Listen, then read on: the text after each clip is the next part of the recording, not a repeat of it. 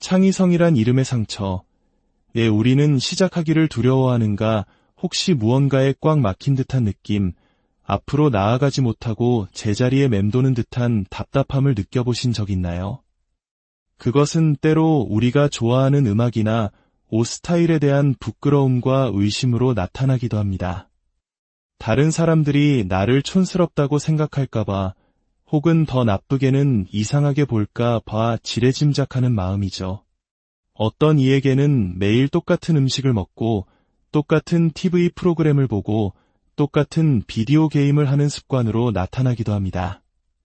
그저 익숙하다는 이유만으로 새로운 시도를 피하는 것이죠. 또 어떤 이에게는 마음속에 오랫동안 품어온 음악이나 미술, 글쓰기 프로젝트를 시작하기 위해 자기 자신과 고통스럽게 씨름하는 모습으로 나타납니다. 그저 작은 공예품 하나 만드는 것조차 버겁게 느껴지기도 하죠. 때로는 세상 속에서 좀 더 자유롭게 나를 표현하고 싶다는 깊은 갈망으로, 혹은 현재의 직장이나 관계, 생활 환경이 끔찍이도 싫지만 차마 그 판을 뒤엎거나 변화를 만들 용기가 나지 않는 무력감으로 나타나기도 합니다. 물론 때로는 현실적인 상황이 변화를 허락하지 않을 때도 있습니다. 하지만 오늘 우리가 이야기하려는 것은 그런 외부적인 제약이 아닙니다. 바로 우리 내면에 보이지 않는 벽, 창의성이 갇혀버리는 현상에 대한 이야기입니다. 놀랍게도 우리는 그 갇혀있음 속에서 안전함을 느끼기도 합니다. 이것은 비난이 아닙니다. 그저 인간이 상처로부터 스스로를 보호하는 방식일 뿐입니다. 그리고 이 모든 멈춤과 막힘의 뿌리는 놀랍게도 우리의 어린 시절 경험, 특히 어린 시절의 트라우마와 깊이 연결되어 있을 수 있습니다. 창의성은 단순히 예술 작품을 만드는 능력만을 의미하지 않습니다.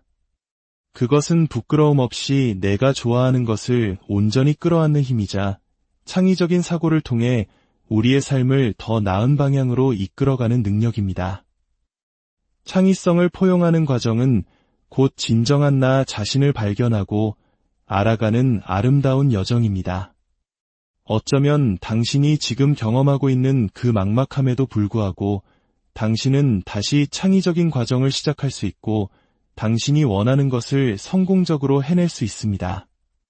원래대로라면 이러한 자기 표현의 과정은 어린 시절에 자연스럽게 이루어져야 합니다. 아이들이 안전하다고 느끼는 환경 속에서 마음껏 놀고 자신을 표현하고 부모가 아이의 창의적인 활동에 관심을 보여주고 나아가 부모 스스로도 자신의 창의성을 즐기는 모습을 보여줄 때 말이죠. 하지만 불행히도 많은 이들이 그렇지 못한 환경에서 자랍니다. 타인의 시선에 대한 두려움, 내가 무언가를 시작하는 것에 대한 공포, 그 모든 것의 시작점에는 어린 시절의 상이 있습니다. 어린 시절의 트라우마, 특히 정서적 방임과 학대는 창의성의 회복과 분리해서 생각할 수 없는 문제입니다. 어린 시절의 학대 속에서 자란 사람들에게 보여진다는 것은 매우 복잡하고 두려운 경험입니다. 잘못된 방식으로 주목받거나 혹은 아예 보이지 않는 존재처럼 투명인간처럼 취급받았던 기억, 아이로서 무가치하게 느껴졌던 그 경험은 우리의 무의식 깊은 곳에 자리 잡습니다. 많은 경우 아이의 타고난 창의적인 놀이와 표현은 주변 환경에 의해 공격받거나 무시당하거나 방치됩니다. 그렇게 우리의 창의적인 갈망은 깊은 상처가 되고 누구에게도 드러낼 수 없는 비밀이 되어버립니다. 세상이 나의 순수한 표현에 어떻게 반응했는지를 기억하기 때문입니다. 여기서 가장 큰 주범은 놀랍게도 방임 즉 정서적 무관심입니다. 아이의 내면 세계에 관심이 없을 뿐만 아니라 스스로를 표현하는 법을 모르거나 심지어 창의적인 표현 자체를 혐오하는 부모 밑에서 자라는 경우를 상상해 보십시오. 그들에게 창의성은 규칙을 깨고 기존의 질서에 도전하는 위협적인 무언가로 여겨졌을지 모릅니다. 이러한 어린 시절의 무관심과 직접적인 비판 속에서 우리는 창의적인 활동을 할 때마다 극심한 수치심과 자기의심, 그리고 깊은 무력감에 빠지게 됩니다. 무언가 창의적인 시도를 해보지만 그 과정이 너무나 고통스러워서 지속할 수가 없습니다. 아무도 내가 만든 것을 보지 않았음에도 불구하고 마치 발가벗겨진 듯한 느낌을 받습니다. 어린 시절의 방임으로 인해 창의적인 시도를 하는 것 자체가 과거의 상처를 다시 겪는 것처럼 느껴지는 것입니다. 내면의 아이는 이렇게 묻습니다. 어차피 또 무시당할 텐데, 내가 재능이 없다는 소리만 들을 텐데 이걸 해서 뭐하지? 이 질문을 기억하십시오. 이것이 바로 상처받은 내면 아이의 목소리이자 모든 문제의 핵심입니다. 그리고 이 내면 아이는 종종 교활한 내면의 비평가가 되기도 합니다. 사실 내면 아이와 내면의 비평가는 별개가 아닙니다. 그것은 바로 우리 안에 내재된 부모의 목소리입니다. 유독한 부모, 학대하는 부모로부터 흡수한 우리 자신에 대한 믿음과 메시지들이죠. 그 목소리가 우리의 모든 시도를 좌절시키고 창의적인 활동을 하려는 우리 자신을 혐오하게 만듭니다. 방임은 단순히 보이지 않는 것의 문제가 아닙니다. 그것은 이해받지 못하는 것의 문제입니다. 예를 들어 제가 11살에 드럼을 치기 시작했을 때 아버지는 제 연주나 발전, 흥미에 대해 단 한마디도 하지 않으셨습니다. 아버지에게 드럼은 존재하지 않는 것이나 마찬가지였죠. 왜냐하면 유독한 부모에게 자녀의 관심사는 종종 자신의 길을 막는 방해물이나 귀찮은 일로 여겨지기 때문입니다. 자신에게 흥미롭지 않거나 이득이 되지 않으면 그것은 그저 짐일 뿐입니다. 또한 어린 시절의 방임은 자기 탓이라는 왜곡된 생각과 연결됩니다. 가령 학교 밴드에 가입했지만 부모의 무관심으로 한 달이 지나도록 악기를 갖지 못해 결국 밴드를 그만둬야 했던 10살 아이를 상상해 보십시오. 그 아이는 자신이 더 잘하지 못했기 때문이라고 자책하며 다른 친구들과 자신을 부당하게 비교할 것입니다. 그리고 이렇게 배우게 됩니다. 창의적인 활동, 내가 하고 싶은 것을 하는 건 다른 아이들을 위한 거야. 나는 그런 걸 할 만큼 중요한 사람이 아니야. 물론 방임뿐만 아니라 부모의 신랄한 비판이나 증오, 교묘한 조종이 원인이 되기도 합니다. 넌 그림은 잘 그리니까 음악은 내 길이 아닌 것 같아. 와 같은 말 뒤에는 시끄럽고 정신없는 음악보다 조용하고 사적인 그림이 부모를 귀찮게 하지 않는다는 이기적인 계산이 숨어 있을 수 있습니다.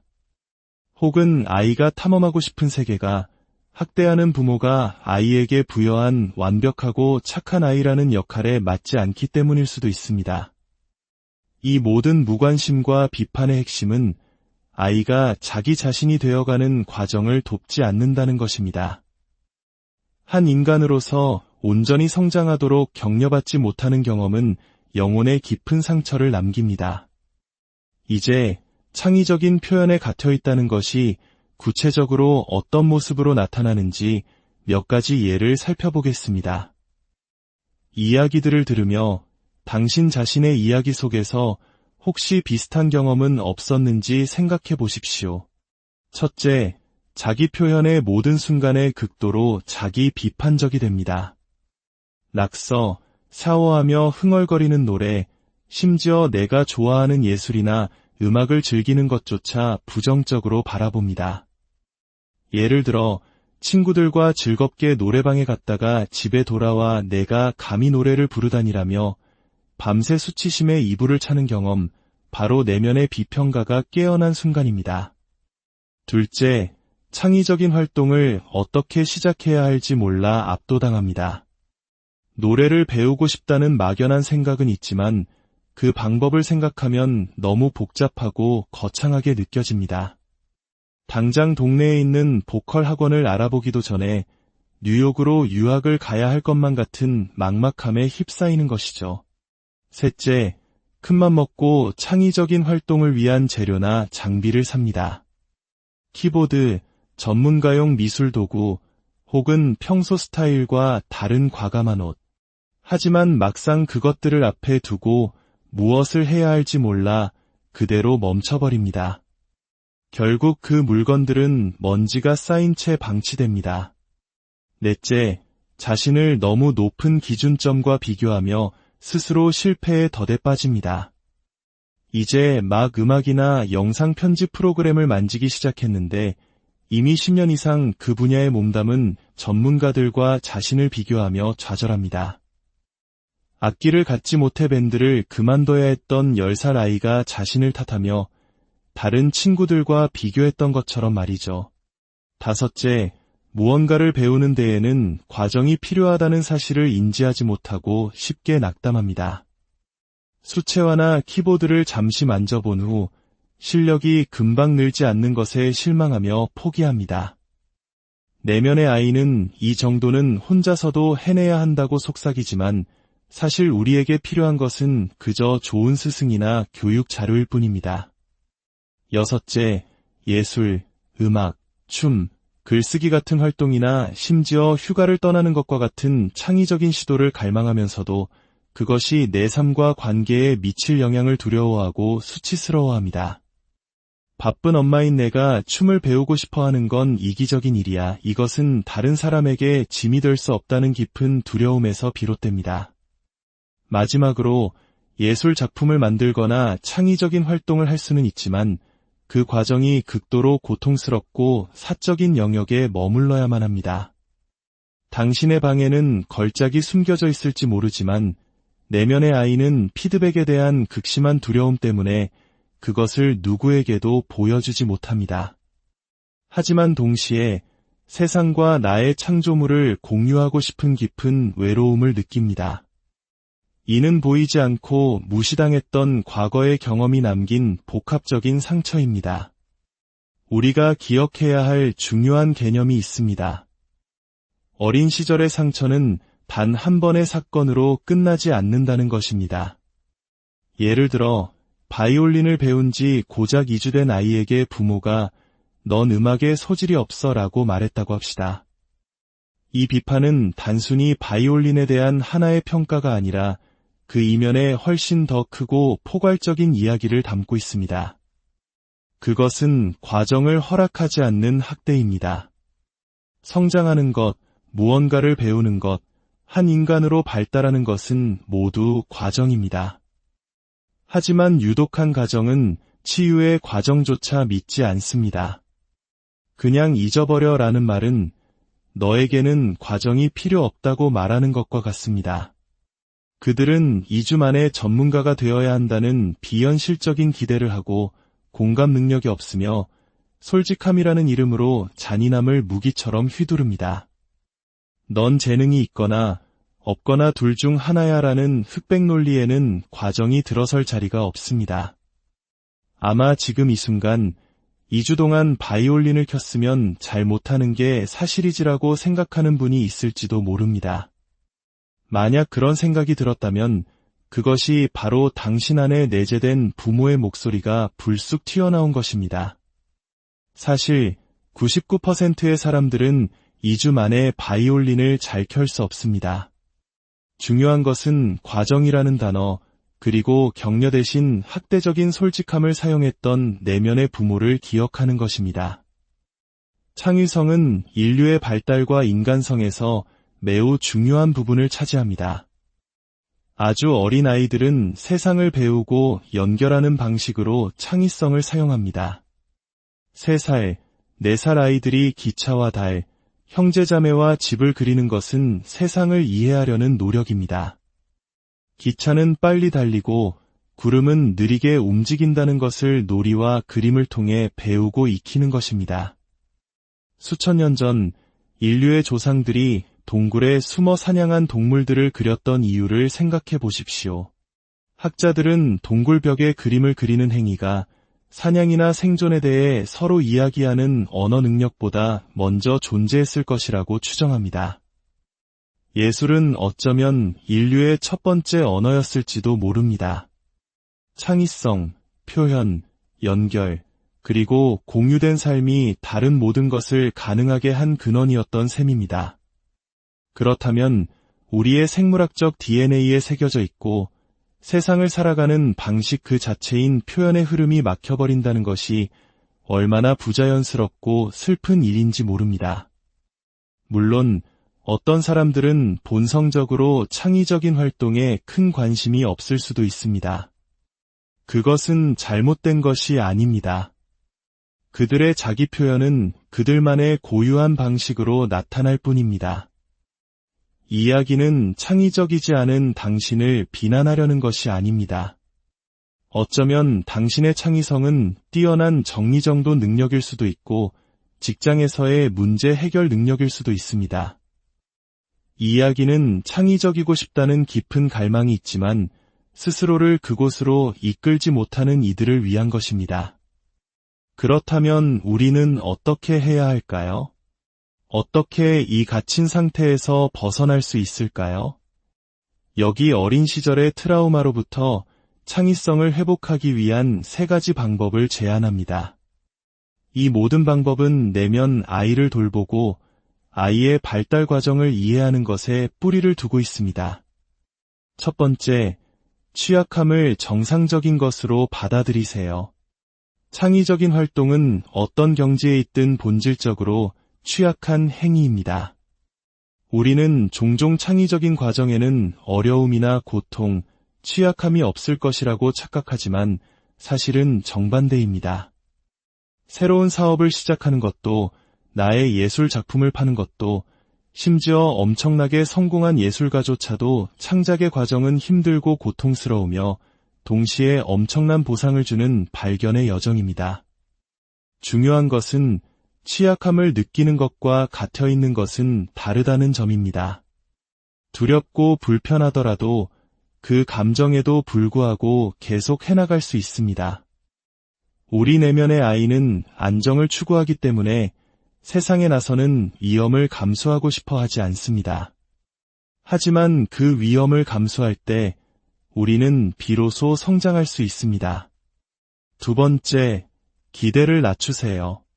이 말은 실망스럽게 들릴 수 있지만 우리의 내면 아이는 창의성에 대해 너무나 큰 기대에 사로잡혀 과정 자체를 망가뜨립니다.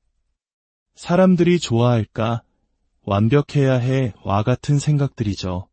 이것을 다른 말로 표현하면 결과에 대한 집착을 버리고 과정 자체를 즐기라는 것입니다. 과정은 온전히 당신을 위한 것입니다. 우리는 성취라는 결과에 집착하지만 그 성취에 도달하는 속도에 대한 기대는 낮춰야 합니다. 무대 위에서 멋진 공연을 하고 싶다면 수없이 무대에 서서 엉망이 되는 과정을 거쳐야 합니다. 그 과정은 길고 언제나 취약한 경험일 것입니다. 하지만 그 취약함에 점차 익숙해질 수 있습니다. 핵심은 최종 결과물이나 사람들의 반응에 대한 기대에 얽매이기보다 무언가를 하고 나 자신을 발견하는 과정의 즐거움을 더 소중히 여기는 것입니다. 세 번째, 어린 시절부터 이어진 잘못된 믿음과 싸우세요. 이 믿음들은 사실 어린아이들이 세상을 이해하는 방식과 닮아 있습니다. 4살 아이가 8살 형처럼 그림을 그리지 못한다고 속상해하는 것처럼 말이죠. 다음과 같은 믿음들이 당신을 붙잡고 있지는 않나요? 처음부터 완벽하게 잘하지 못할 거면 시작할 가치도 없어. 피드백은 언제나 모욕적이야. 난 감당할 수 없어. 창의적인 건 통제 불가능한 느낌이야. 일과 생존이 언제나 먼저야. 노는 건 나쁜 거야. 미리 잘 될 거라는 확신이 없으면 시작하지 않을 거야. 내가 뭘 안다고 창작을 해? 전문가나 하는 거지. 이 믿음들이 얼마나 결과 중심적인지, 흑백 논리에 빠져 있는지 주목하세요. 마치 미켈란젤로처럼 바로 그릴 수 없다면 그림을 시작조차 하지 않겠어 라고 말하는 것과 같습니다. 이는 과정 없이 대가의 결과물만을 원하는 어린아이의 생각입니다. 이러한 믿음의 뿌리를 탐색하고 내면 아이를 돌보는 글쓰기를 시작해볼 수 있습니다. 당신이 갇혀있는 패턴은 무엇인지, 어떤 트라우마 기억이 떠오르는지, 당신의 가족은 예술가를 어떻게 생각했는지, 그리고 당신의 내면은 창의적인 시도에 대해 어떤 이야기를 들려주는지 적어보세요. 그리고 당신이 정말로 시도하고 싶지만 갇혀있다고 느끼는 것이 무엇인지 생각해보세요. 블로그를 시작하는 것, 춤 수업을 듣는 것, 숨겨왔던 자신의 일부를 드러내는 것, 문신을 새기는 것, 노래를 배우는 것, 작은 사업을 시작하는 것. 그 슬픈 감정들을 작은 목표나 꿈으로 바꿔볼 수 있을까요? 나는 이런 생각을 하는 내가 싫어해서 나는 이것을 향해 나아가고 싶어. 이것은 내가 존중하고 싶은 나의 꿈이야로 마음가짐을 바꾸는 것입니다. 창의적인 회복은 결국 개별화, 즉 온전한 자기 자신이 되는 것을 돕는 또 다른 조각입니다. 어린 시절의 트라우마 생존자들에게 이 과정은 특히 더 복잡합니다.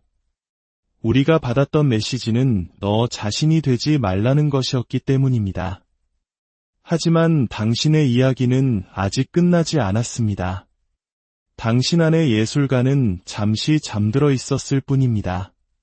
당신이 추구하고 싶은 그 모든 것은 세상에 멋지거나 흥미롭게 보이기 위한 것이기 이전에 온전히 당신 자신을 위한 것입니다. 당신을 둘러싼 보호막을 허물고 진정한 당신이 누구인지 발견해 나가는 과정입니다. 한 번의 작은 성공이 다음 성공으로 이어질 것입니다. 물론 그 길은 언제나 취약할 것입니다. 하지만 그것은 좋은 일입니다. 모든 시도가 세상을 놀라게 할 필요는 없습니다. 모든 노래가 최고의 작품일 필요도 없습니다. 하지만 그 모든 과정이 당신을 더 크고 더